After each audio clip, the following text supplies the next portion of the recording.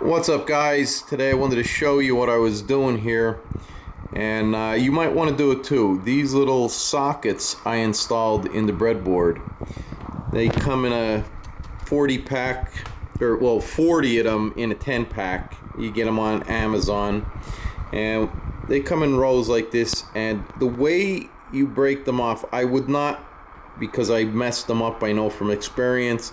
Take a pair of snips, take a razor blade and go a little bit this side, flip it around, and then do the other side, and then they come off. So this is the part here.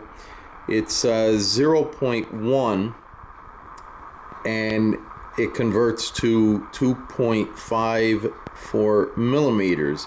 This is the part that's going to go through your board, and then your resistor is going to go into the socket there, just like over here. You can see I have that soldered.